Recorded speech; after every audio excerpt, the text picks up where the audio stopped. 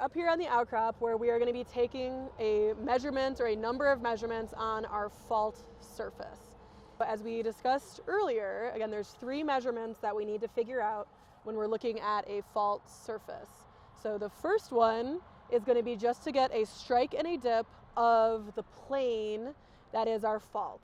And now, as we can see with this little surface that we have in front of me, again, I identified this as a fault surface because I could see the lineations, so these linear features, and I could see the little teeth in this calcite. So these are features that form along the fault as it is moving.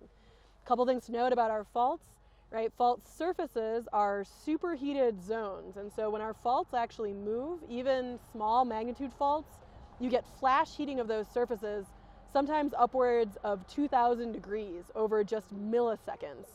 So it is that flash heating that is going to allow for the mineral growth that we have. And then those minerals are going to grow along and in the orientation that the fault is moving, right? They're going to go in the easiest possible orientation, which is the direction that the fault is moving. So that's why we can use our teeth in here and our lineations to tell us about the fault, because they formed during that fault movement. If I look at my fault surface here, it is a little bit warped, or what we call corrugated. So you can see there's little ridges and valleys, and that's really common for a fault surface. They tend to not be beautiful, perfect, planar surfaces. So that means what I'm going to need to do is I'm going to need to flatten this out with my notebook so that I can get a nice flat surface that I can actually measure. And I want to make sure that that surface that I'm measuring is representative of the fault overall. That's where I want to take my time, look at the fault surface, figure out what I'm seeing, and then I can take some measurements. And so now I'm just going to take a strike and a dip, just like I normally would. So as I do this, I want to think about right-hand rule and which way this plane, so this fault is oriented. It is dipping towards me, which means it is striking to my right. And so what that means about my Brunton is I want to orient it so my leveling bevel here, this little button, is going in the down dip direction, so towards me, and that my sight is going down strike. That's how I can make sure that I'm doing right-hand rule properly. Now I'm going to level my Brunton so we can see that currently that bubble is inside the horizontal level that's in the corner. That is coming out at 0.16 is my strike. And from there, I'm going to flip this over perpendicular to that strike. And now I'm going to measure my dip going directly down my surface. So now I want to rotate the lever on the back.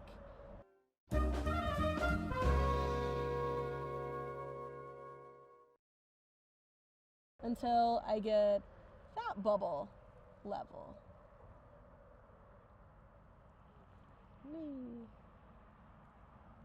There he is. Perfect. All right. So that is at 41 degrees. The next thing that I'm going to do, so that's the planar surface. Now I want to figure out the orientation of all these lineations. So those are linear features that are on my fault surface. And so if I look at these, they're all pointing like this on the surface. There are 2 different ways to measure a lineation, and we're going to walk ourselves through both. I have conveniently highlighted our lineation here on the surface. You can see where I drew in Sharpie to show where my lineation is. And if you look at the Sharpie line, you can see that it's parallel to all the other lineation lines that are on here. Now what I'm going to do is, to get my lineation, I'm trying to figure out the orientation of this line in space. And so there's 2 things I need to measure, a trend and a plunge. The trend is which way is my line pointing. So in order to figure that out, I'm going to have to get directly on top of this line. I need to get on top of the line, and I need to look directly down the sight of my Brunton, and I need to get that lined up so I can see the line directly down, and then I need to get my Brunton horizontal. I can see the line all the way down my Brunton, and I am horizontal. So that is oriented at 114. And if you notice, the way that I'm oriented here, my sight is pointing up plunge. The plunge is actually going down towards me. I'm doing that so I can see, right? I need to be able to see this line through my sight. Because I'm not pointing down my plunge, I need to read the south end of my Brunton. And so that's why I read the 114 over here instead of the 294 on the opposite side. Thing to note of why I'm doing that, I needed to orient it this way so I could see down the sight, and then I needed to measure, or I need to look and read off this side. So that is my trend. And from there, I do the same thing I would have done with my strike and dip. I'm going to put this directly on my line, and I'm going to measure down dip to get my plunge. Wow,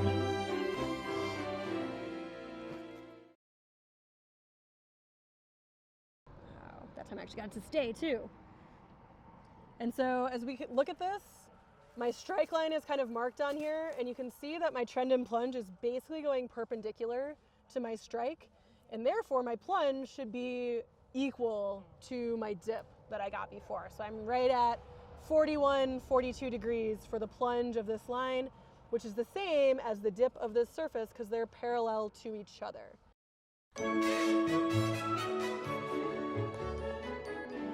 Now, let's look at another little fault surface really close by here, where we're going to walk through the same thing, and then we're going to use a rake to figure out the trend and the plunge of the line instead of using a direct trend and plunge while we're on the outcrop. If we look down here, I can see another set, a little fault surface in here, so I can see the lineations like this. And again, I've highlighted that with purple. We just have this little baby fault zone in here. What I'm going to do with this fault surface is the exact same thing I did with my other fault surface up here. First, I need to measure the strike and the dip. Again, I am going to orient my Brunton so it's nice and flat along this surface, and then I'm going to level that upper bubble.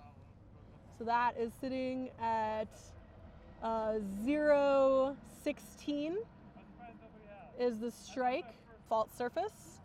And you can see that I've marked that again with Sharpie on here. That's for later, but you can see that that's just the strike line that is marked.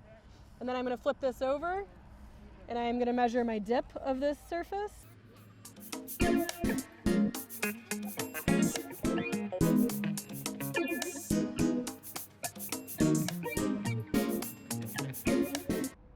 All right, and my dip is 61 degrees. That is the plane that I'm measuring along. And so I should be recording this. What was my strike? We'll write this. I don't remember now. Me neither, but we can look at it again.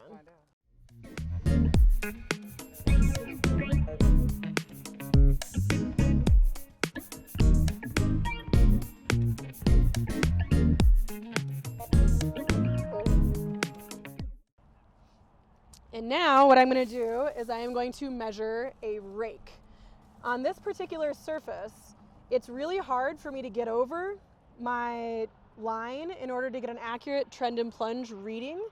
And therefore, what I'm going to do is I'm going to measure down on this surface in order to find that trend and plunge. And then we'll plot it on the stereo net to show what the actual trend and plunge of this line is. So in order to do this, all I've got to do is I line up my protractor with my strike line. And again, I marked my strike line on the outcrop to make this easier for us. And then I'm just going to line up my protractor with my strike line.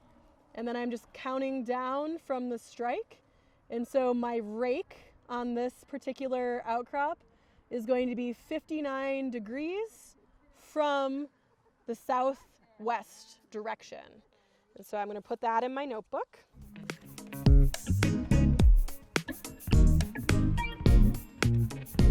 All right, and so those are the only two things that I need to mark down in my notebook. in order to now plot this using the stereo net and figure out what my trend and plunge is.